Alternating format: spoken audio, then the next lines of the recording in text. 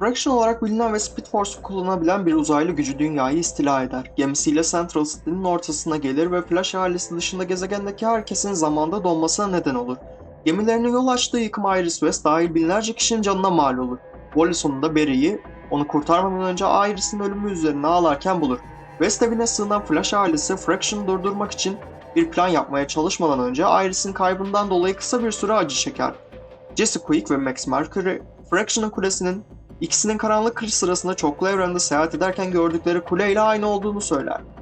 Fraction istilası gezegende devam ederken Avery Hall ve Godspeed gibi diğer Speedster'larla karşı karşıya kalırlar. Fraction, güçlerini daha iyi kontrol etmeyi öğrenen gelecekten gelen Surge yani Jay West'la bile yüzleşir. Bu sırada Kid Flash ve Impulse grup gemisine sızdı ve onlardan bir araç çalmayı başardı. Aynı zamanda diğer birçok kahramanla birlikte batarya olarak kullandıkları bir kişiyi de Miss Murder'ın elinden kıl payı kurtardılar. Speedster'lar daha sonra Fraction'ın kulesini yok etmeyi umarak çalıntı araçtan bir bataryayı bomba olarak kullanmak üzere bir arabaya yerleştirmeye karar verdiler. Donmuş kahramanları koruması için Iry'yi geride bıraktıktan sonra Flash ailesi Wally'nin arabasıyla kulenin içine girebilmesi için duvarda bir gedik açtı. Miss Murder, Iry West'e saldırarak ona babasının öldüğünü söyler. Av köpekleri onları kuyruğundan yakalayacak kadar hızlı hareket edebilen Superman'in yakında dolaşır. Bu, Miss Murder'ın dikkatini Iry'nin aşırı hız gücünü enerjisi nedeniyle yenilmez hale getirilen Jay'i bir silah olarak kullanarak onunla savaşmasına yetecek kadar oyalar. Miss Murder geri çekilir ve Iry ailesini kurtarmak için hızla yola çıkar. Tam da Fraction diğerlerini toplarken o kuleye varır. Bart, Wallace ve Max Mercury'yi tutan gardiyanları geri püskürtmek için tekrar Jay'i kullanır ve onlara yeni bir kod adı seçtiğini söyler. Thunderheart. Linda ve Jesse bir tanka yüklenir. Ancak sürücünün kılık değiştirmiş uzaylı hızcı olduğu ortaya çıkar. Flash ailesi çalıntı tankla kaçmayı başarır ancak Jay geri yakalanıp kuleye alır. Barry Iry'e Wally'nin öldüğünü doğrular, o ve Linda gözyaşları içinde sarılırlar. Amiral, Flash ailesinin yerini Jay'den öğrenmek için işkence yapmaya çalışır ancak Jay bunu söylemeyi reddeder. Miss Murder rapor verir ve Amiral, donmuş Metahuman'ları toplamaları için Terrific Tech'e asker gönderir. Teğmen Odium'a Jay'i deney için Fraction'ın doktoruna teslim etmesini ve ardından bir pil takmasını söyler. Bu sırada hız laboratuvarında Flash ailesi Wally ve Iris'in yasını tutarken Barry aniden Fraction'ın istilasını ve neden oldukları ölümleri nasıl geri alabileceğine dair fikir edinir.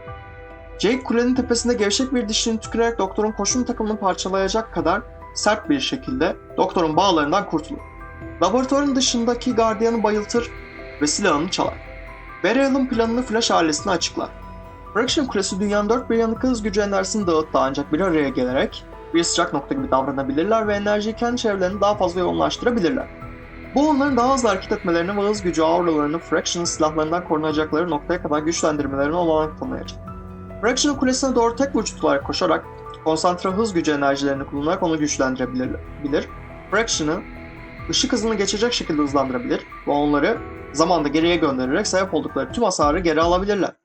Linda onun bir şeyler sakladığını hissediyor. Onunla özel olarak yüzleşir ve hız gücü kanalları olarak normal zaman akışının dışında var olduklarını, bu yüzden yeniden başlatmalar arasında onlarını koruyabildiklerini kabul eder. Bu nedenle zaman çizelgesindeki değişikliklerden etkilenmediği için zamanı tersine çevirmek Wally'yi geri getirmeyecektir. Linda bunu ayrı dahil diğerlerinden bir sır olarak saklamayı seçer. Flash ailesi Barry'nin öngördüğü gibi Fraction'ın patlayıcılarından korunarak kuleye doğru tek vücut olarak yarışıyor. Yoğunlaştırılmış enerji Jesse'nin gücünü artırarak duvarı aşmasına olanak tanır. Fraction'ın savunmasını aşıyorlar ve geminin motoruna ulaşmak için yer altına tünel açıyorlar. Bu sırada çalıntı silahlarla donanmış Jay Garrick alarmları takip ederek bulundukları yere ulaşır. Amiral ve seçkin savaşçıları Flash ailesinin yolunu keser ancak Jay onları pusuya düşürür ve iki taraf kavga eder.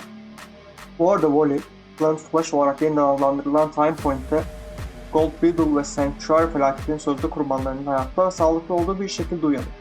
Wally, Time Point'te Sanctuary'nin sözde kurbanlarıyla çevrili canlı ve sağlıklı bir şekilde uyanmasının ardından kendisinin öldüğünü ve ahirette olduğunu varsaymaya başlar. Ancak Gold Beetle bunu ona açıklar. Fraction silahlarıyla vurulmadan hemen önce hız kuvveti enerjisiyle aşırı yüklendiği için vücudu kaydı iyileştirildi ve güçten zaman noktasına atıldı. Sığınak kurbanlarının nasıl hayatta olduklarını sorar ve gelecekte Impulse'ın bedenine sahip olduğunda maceraları sırasında onları kurtarmasını istediğini hatırlatır. Kendi zamanında dünyanın Fraction tarafından saldırıya uğradığını söyler ancak o zaten bunu biliyordu ve hayatta kalanları onlarla savaşmak için günümüze geri götürmeye hazır, onu bekliyordu. Kendilerini kısa bir süre için süper hızlı hareket etmelerine ve Gold Beetle'ın gemisine binmelerine olanak tanıyan çalıntı kesir kablo tesisatlarıyla donatıyorlar. Flash ailesi dünyaya döndüğünde Fraction Elite ile savaşır. Barry, Amiral'in koşum takımını sökmeyi başarıyor ama onlar yine de Fraction güçlerini geçmekte zorlanıyorlar. Aniden Wally ve diğerleri gelir ve kavgaya katılır ve Flash ailesinin makine dairesine koşmak için ihtiyaç duydukları dikkati dağıtmasını sağlar. Ne yazık ki Sanctuary'den sağ kurtulanların koşum takımları çabuk bozulur ve donar. Amiral koşum takımı olmamasına rağmen ayağa kalkarak kendisinin organik kanal olduğunu ortaya koyuyor. Diğerleri onu iğrenç bir şey olarak gördükleri için öfkeyle ona saldırır. Ancak o hepsini kolayca öldürür. Flash ailesi makine dairesine ulaşır ve Max Mercury diğerlerine başarılı olacaklarını inandığını ve hız gücünün hepsinin orada olmasını sağladığını söyler. Onun geleceğe seyahat etmesini engelleyerek Jay'in ömrünü uzatarak ve Bart'ı günümüze getirerek. Çekirdeğe inerler ve motorun etrafında koşmaya başlarlar. Amiral onları makine dairesine kadar takip eder ancak Wally onun peşinden koşar ve diğerlerine ulaşamadan saldırır. Antro daha güçlüdür ancak Wally onu açık bir pil bölmesine atabilir, onu içeride hapsedebilir ve hız gücü enerjisini diğerlerine ekleyebilirdi. Zaman tersine dönmeye başladığında Wally Antro'ya zaman çizelgesindeki değişikliklerden etkilenmeyeceğini, dolayısıyla sonsuza kadar pilin içinde sıkışıp kalacağını söyler. Zaman bir dakika geriye atlar ve Fraction gemisinin köprüsünde Amiral görünüşte ortadan kaybolur. Fraction onun motorda sıkışıp kaldığını bilmeden onu aramak için geri çekilir. Dünyaya döndüğünde Wally, Linda ve Irie ile yeniden bir araya gelir ve Barry restorana koşar. Ve hayatı dönen Iris'ten onunla evlenmesini ister. Flash ailesi ve Sanctuary'den sağ kurtulanlar kutlama yapmak için West'lerin evine döner. Bu arada Fraction'ın mağlup edilmesiyle zaman çizelgesinde geriye giden yol yeniden açılır ve böylece Max ve Bart birlikte geleceğe doğru koşar.